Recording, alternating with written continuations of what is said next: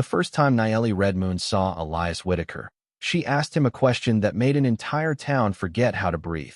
It happened at noon in Dust Hollow, New Mexico territory, when the sun sat high and mean above the false front buildings, turning every nail head and window pane white with heat.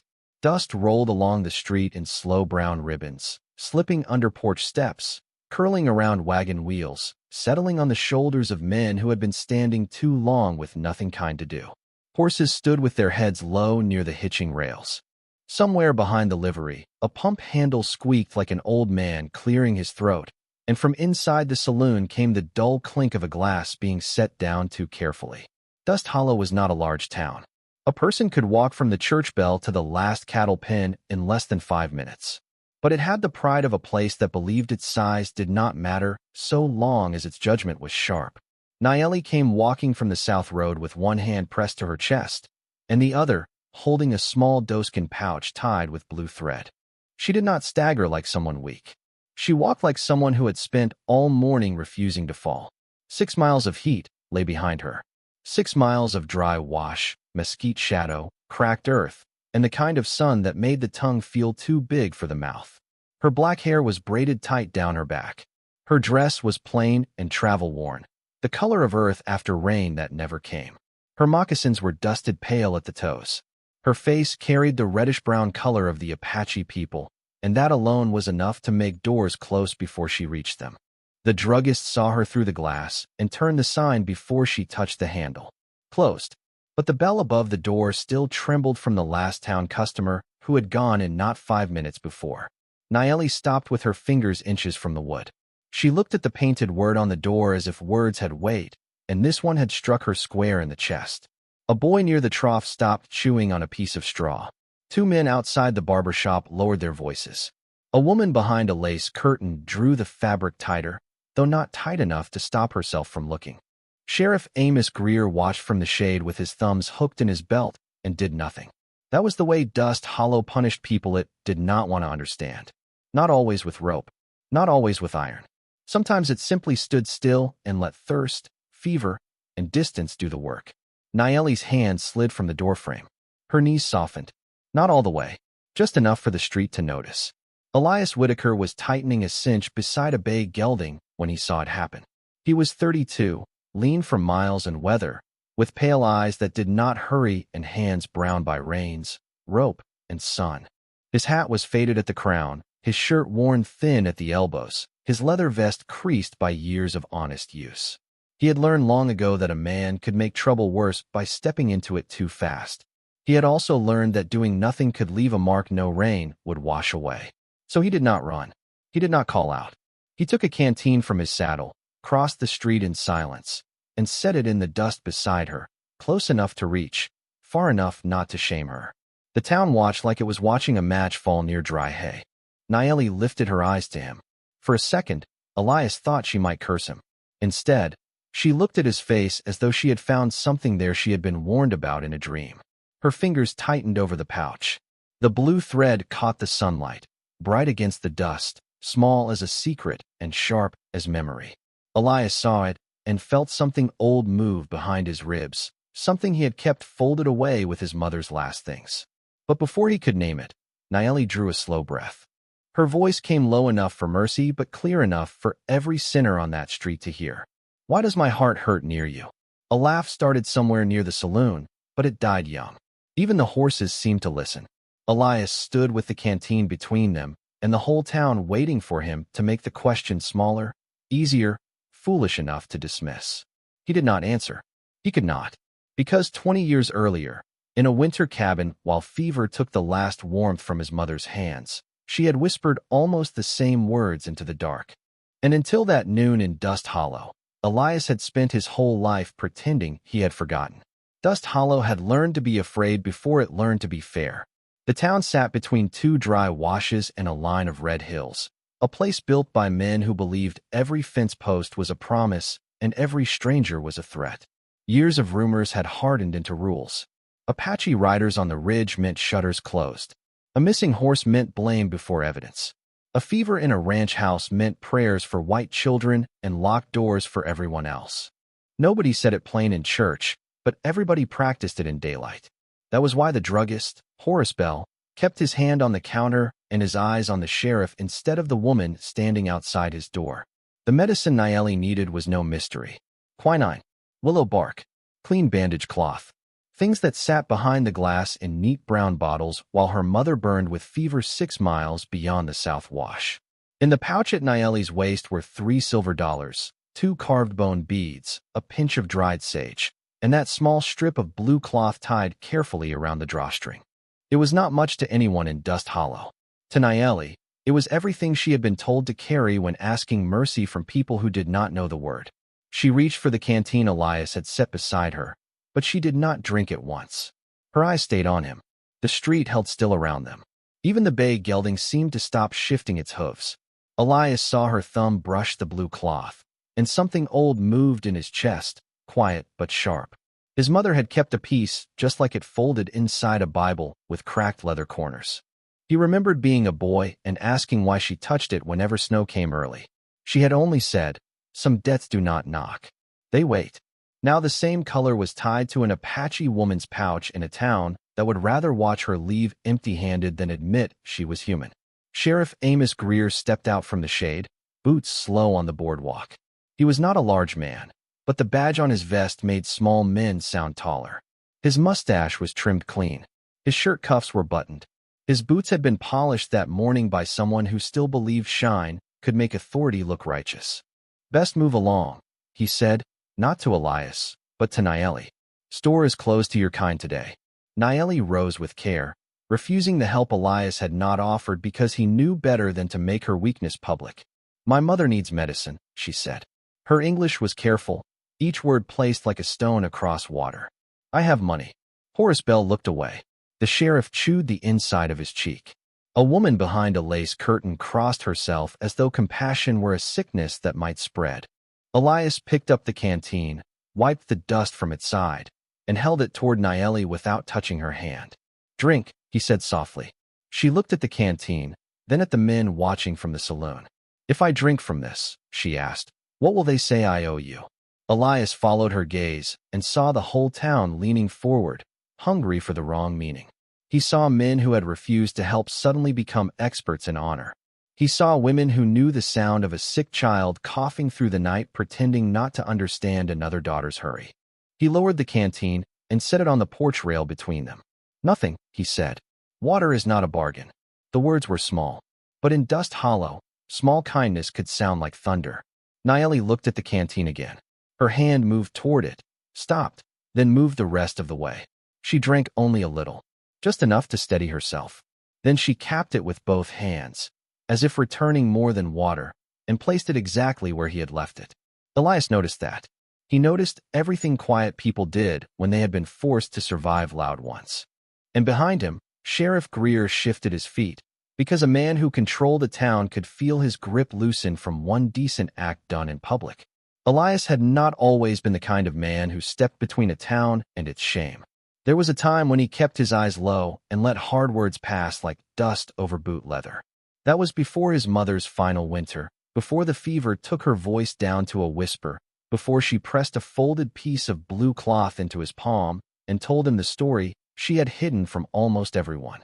20 years back, before Elias was born, Clara Whitaker had been caught in a mountain storm north of the Mogollon Rim. She was young then, carrying a child beneath her ribs, traveling with a wagon party that thought speed mattered more than mercy. When her strength failed, they left her in a lined shack with one blanket, a little flour, and promises they did not keep. Snow came by evening. By morning, she could no longer feel her fingers. Then an Apache healer found her, a woman with red clay on her hands, gray in her braid, and eyes that asked no permission from fear. She carried Clara through 3 miles of snow to a hidden camp, warmed broth over a small fire, and stayed awake beside her until the child inside her moved again. Clara never knew the healer's full name, only that the woman's daughter wore blue cloth in her hair, and that before Clara left, the healer cut a strip from that same cloth and tied it around Clara's wrist. "So your son remembers he was spared before he ever breathed," she had said. Elias was that son. He had grown up with that memory, living in the house like a quiet guest. His father did not like the story. Men in Dust Hollow did not like stories where Apache hands saved white lives. So Clara spoke of it only when the wind turned cold, and Elias listened from the floorboards with his knees pulled to his chest, learning that truth could be softer than a hymn and heavier than a rifle.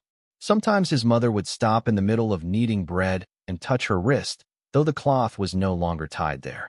Sometimes she would stare toward the north when winter clouds gathered and say nothing until the lamp burned low.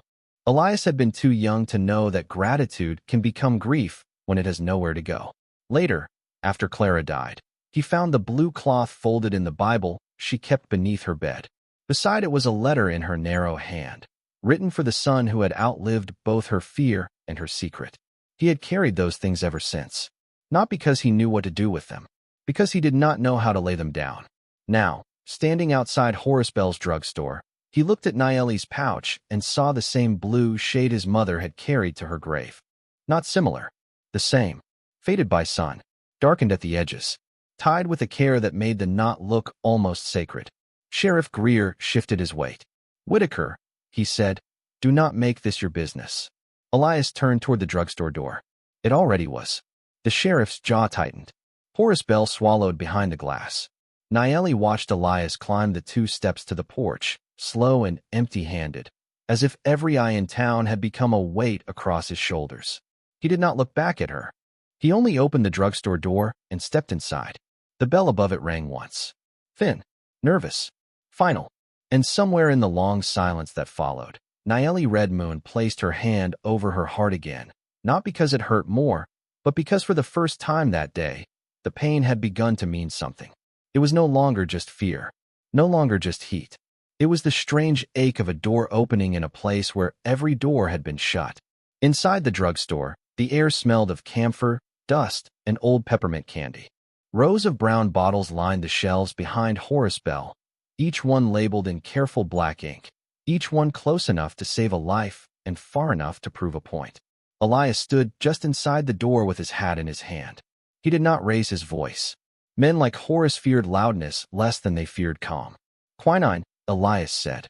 "Willow bark, clean bandage cloth, and a small bottle of fever tonic." Horace looked past him to the street, where Sheriff Greer waited with one boot on the porch step and one hand resting near his belt. "I do not want trouble, Elias." "Then sell medicine." Horace's mouth tightened. He was a widower with soft hands and tired eyes, not a cruel man by nature, which somehow made the moment worse. Cruel men could be understood. Weak men hid behind the weather. You know what folks will say. Elias laid $3 silver on the counter.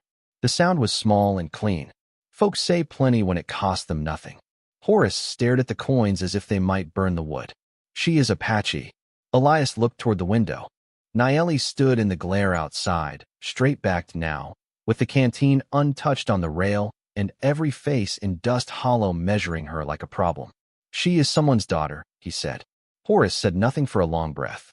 Behind him, the bottles caught the sunlight in amber rows, little prisons full of things that could lower fever, ease pain, and buy a person one more morning. Then he began gathering the medicine. One bottle, then another, a folded length of white cloth. His fingers shook when he wrapped them in paper. The bell above the door gave a nervous tremble as Sheriff Greer pushed it open. "That medicine leaves this store," the sheriff said, "and people will remember who bought it." Elias picked up the parcel. "Good." One word. No challenge in it. No pride. Just a door closing somewhere no man could reopen. Outside, the street had gone quiet enough to hear a horse flick its tail. Elias stepped down from the porch and crossed to Nayeli. He did not hand the parcel directly into her fingers. He set it on the rail beside the canteen, letting her choose whether to take it, letting the town see there was no bargain hidden beneath the paper. Nayeli looked at the medicine, then at him. "You shame yourself for a stranger," she said. Elias shook his head. "Shame was already standing here before I came along." For the first time, something almost like sadness touched her eyes. She took the parcel and held it close, not like a gift, but like time itself had been bought in a town that did not believe her mother deserved another dawn. From the saloon porch, a man muttered that Elias had gone soft. Someone else laughed under his breath. Sheriff Greer watched, face pale with anger kept polite. Nayeli turned to leave, but the blue thread on her pouch slipped loose and the small strip of cloth fluttered against her wrist. Elias saw the faded stitching along one edge. 3 tiny white marks, uneven as winter stars. His mother's piece had carried the same marks. His breath caught so quietly no one noticed but Nayeli. She saw his face change. She saw recognition move through him like a shadow crossing water. "Where did you get that cloth?" he asked. Her fingers closed over it at once. The town leaned closer. The air tightened. Nayeli's voice dropped low. "From my mother." Elias swallowed. "What is her name?" She looked toward the south road, where heat shimmered above the earth and 6 miles of dust stood between sickness and medicine. "Sahale Red Moon," she said. "She once saved a white woman from snow. My father told her it would bring sorrow." Elias stood very still. The parcel in Nayeli's arms seemed suddenly heavier than medicine. The whole street faded around him, leaving only the blue cloth, the old story, and the terrible shape of a debt that had finally found him. The name Sahale Red Moon crossed the street like a wind nobody could see, but everyone could feel. Elias heard it, and was no longer 32 years old, no longer standing in Dust Hollow with a sheriff watching his back and a town waiting for him to bow to its fear. He was a boy again beside a small iron stove, listening to his mother breathe through fever and memory. Sahale. Clara Whitaker had spoken that name only once, and when she did, she held the blue cloth like it was warmer than fire. Now the daughter of that name stood before him with medicine in her arms and suspicion in her eyes. Nayeli saw the change in him and took one careful step back. Not from fear, from the kind of caution learned by people who had paid too much for trusting too soon. "You know my mother," she said. It was not a question. Elias looked at the blue thread beneath her fingers. "No," he answered, "but I owe my life to her." The words settled softly, and soft things could be dangerous in a town like Dust Hollow. Men on the boardwalk frowned because they liked debts they could count, debts in money, cattle, acres, and signatures. A debt of mercy had no ledger. It could not be bought cheap at an auction or argued away at the land office. Sheriff Greer gave a short laugh with no humor in it. "That is enough of that." He moved down from the porch. "Woman has her medicine. Let her ride." Nayeli did not move. Her eyes stayed on Elias, searching for the trick, the price, the hidden hook beneath kindness. "My mother saved a woman," she said. "A white woman heavy with child." Elias nodded once. "Clara Whitaker." Nayeli's breath changed. Small, sharp, almost lost under the creak of the drugstore sign. "Your mother?" "Yes." For a moment, the street seemed to tilt beneath both of them. The distance between Apache camp and white town, between snowstorm and desert noon, between an old healer's hands and a cowboy's silence, all of it narrowed to the width of a blue strip of cloth. Then hoofbeats sounded from the south road. Fast at first, then slowing as they neared town. For Apache riders came through the heat shimmer, their horses dark with travel dust, their posture straight as fence rails. At their front rode Taza Red Moon, Nayeli's older brother, with black hair tied back and a face carved by worry he would never admit to any white man. He had ridden hard because his sister had been gone too long. He had ridden harder because towns like Dust Hollow had reputations that traveled farther than mail coaches. The street tightened again. Doors shut. Curtains moved. Sheriff Greer's hand drifted near his side, then stopped when Elias turned and looked at him. Not a threat. A reminder. Taza reined in 20 feet away. His eyes went first to Nayeli, then to the parcel in her arms, then to Elias standing too close to her story. "You were gone too long," he said to his sister. Nayeli answered in Apache, calm but low. Elias did not understand the words, but he understood Taza's face. Concern turning to suspicion. Suspicion turning toward him.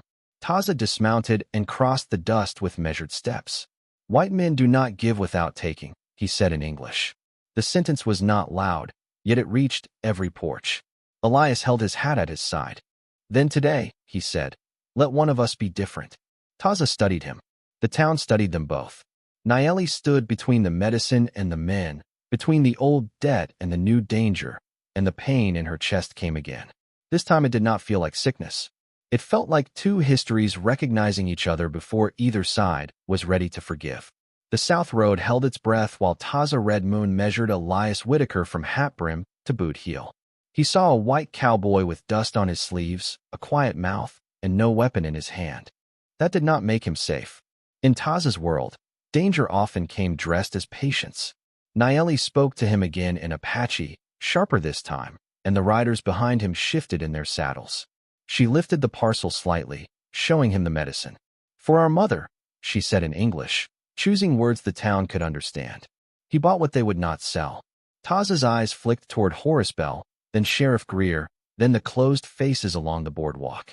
He understood enough, but understanding did not soften him.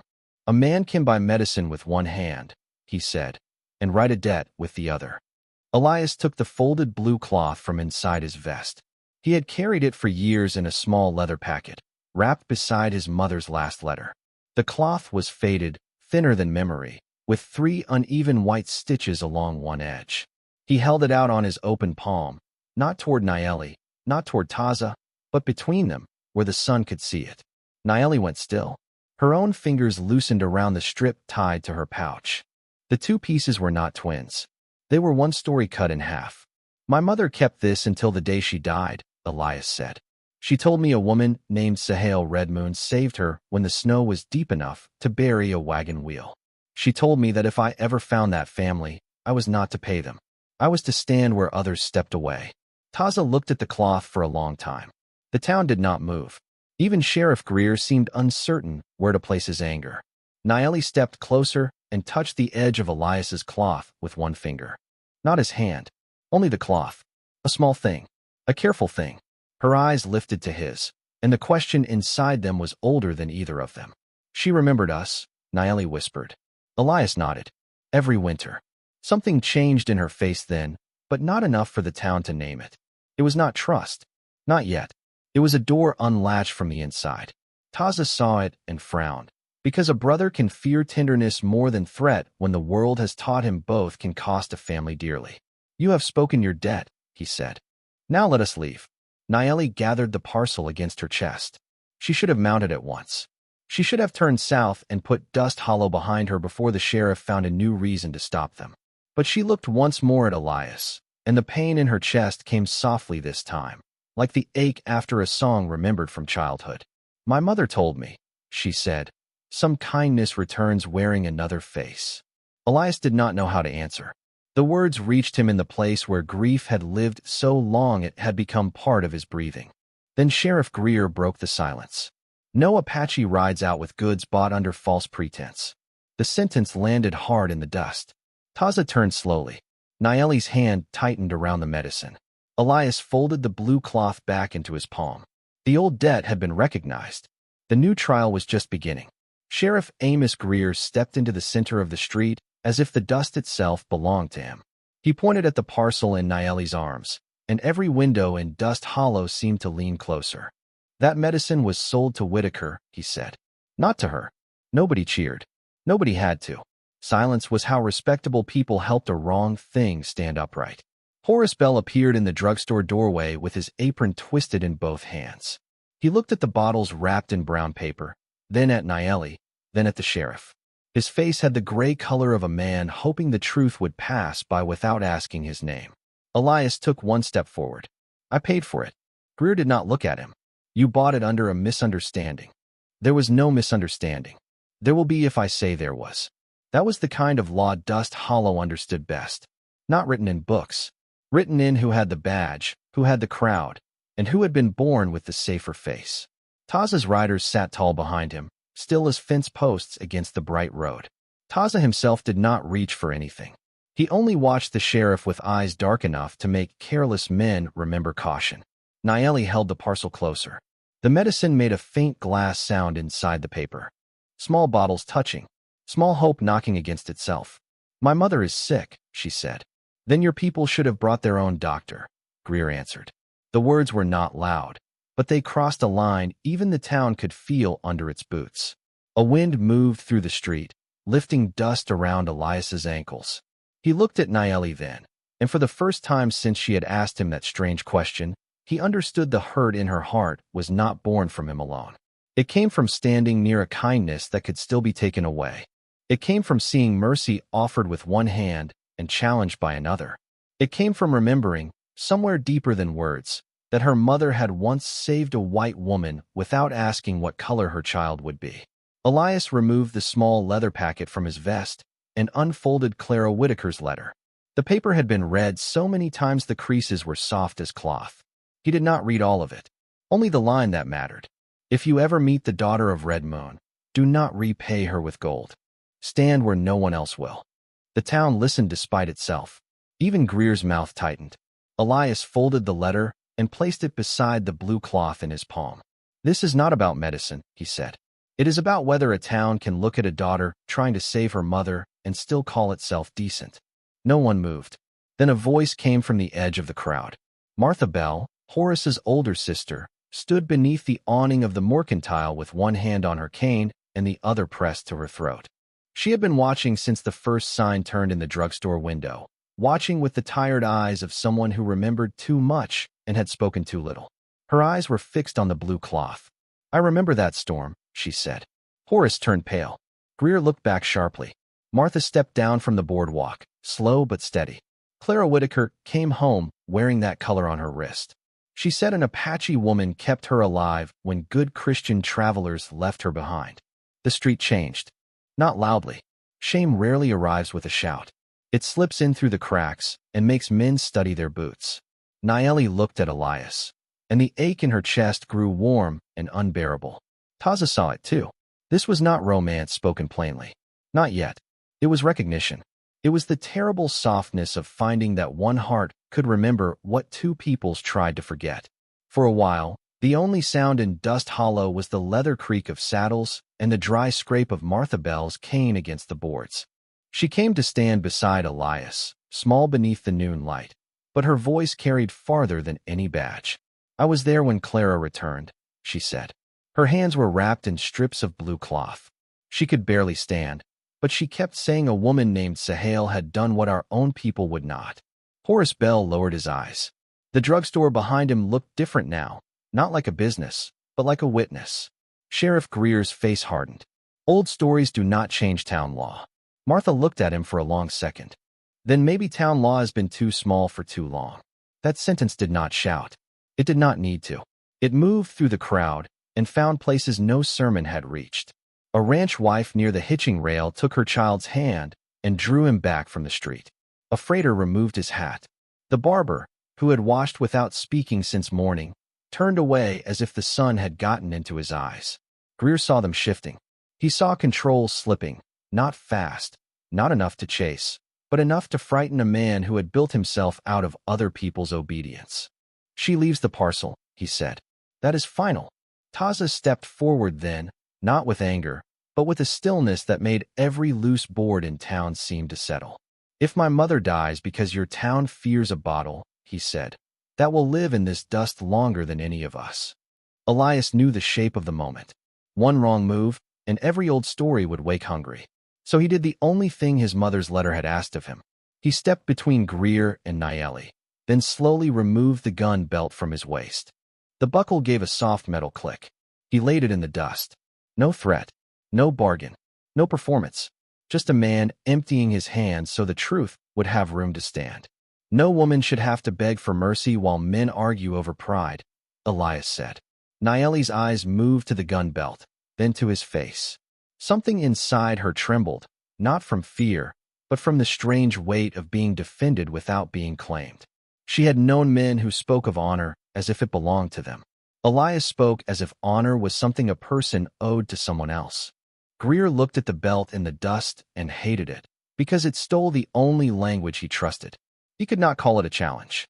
He could not answer it with force without showing the whole town what he was. Martha turned to Horace. Brother, she said softly, did he pay? Horace swallowed. His eyes moved to the counter inside the store, to the place where $3 silver had lain in plain sight. Yes. Was the medicine stolen? His lips parted, then closed. The whole street waited. Finally, he shook his head. No, the word was small, but it broke the back of the lie. Greer stood there with his jaw tight and his badge shining bright over a hollow place. Nayeli drew one breath, then another. Taza took the parcel from her only long enough to secure it in his saddlebag, careful as if he carried a sleeping child. The riders began to turn toward the south road. Nayeli did not mount yet. She stepped closer to Elias, stopping where the gun belt lay between them in the dust. "Your mother taught you this?" she asked. Elias looked at the blue cloth in his palm. "No," he said. "Yours did." Nayeli Redmoon stood beside the south road with the medicine secured and the whole town behind her, yet she did not move like someone leaving. The dust had settled around Elias's gun belt. His hands were empty. His face was tired in a way she understood, because some burdens did not sit on the shoulders. They lived behind the eyes. Taza waited near his horse, watching his sister with the patience of a man who knew better than to pull on a rope tied to the heart. Martha Bell stepped back into the shade. Horace Bell remained in the drugstore doorway, smaller than he had been that morning, as if one honest word had taken years off his pride. Sheriff Greer said nothing. There was nothing left for him to say that would not sound like fear. Nayeli untied the blue strip from her pouch. The cloth moved in the wind, faded and soft, carrying the hands of her mother, the breath of Clara Whitaker, the snow of a winter Elias had never seen, and the heat of a noon Dust Hollow would never forget. She held it out to him. Elias looked at it, but did not take it right away. "That belongs to your family," he said. "It has done its work there," Nayeli answered. "Now it remembers here." He accepted it with both hands, careful as prayer. For a moment, neither of them spoke. Around them, people who had come to witness judgment found themselves watching something quieter and harder to understand. Not a promise, not a farewell. Something in between, where gratitude and grief stood close enough to cast one shadow. Nayeli looked toward the south, where the road ran 6 miles to her mother's camp and the afternoon light shimmered over the flats. Then she looked back at Elias. "When I stood near you," she said, "my heart hurt because it knew before I did." Elias folded the cloth once, slowly. His mother's old words came back to him, but they no longer sounded like a dying woman speaking from a bed. They sounded like hoofbeats crossing years. "Some hearts remember kindness before people do," he said. Nayeli's face softened, not into a smile exactly, but into something steadier than sorrow. Taza mounted first. The other riders followed. Nayeli placed one foot in the stirrup, then paused. "Your town will not forgive you today," she said. Elias picked up his gun belt from the dust, but did not put it on yet. "Maybe it will learn tomorrow." She studied him one last time, the white cowboy standing in the street with Apache cloth in his hand and no answer left to hide behind. Then she mounted and rode south with her brother, the medicine riding close, the blue thread gone from her pouch, but not from the story. Dust rose behind them in a golden veil. No shot sounded. No crowd cheered. One by one, the people of Dust Hollow drifted back to their doors, quieter than before. Elias remained in the road until the riders became small against the red hills.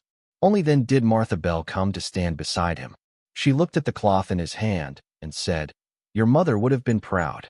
Elias did not answer. He just pressed the blue cloth to his chest, where an old debt had finally stopped aching, and watched the empty road as if mercy itself had ridden away on a dark horse, leaving the town to decide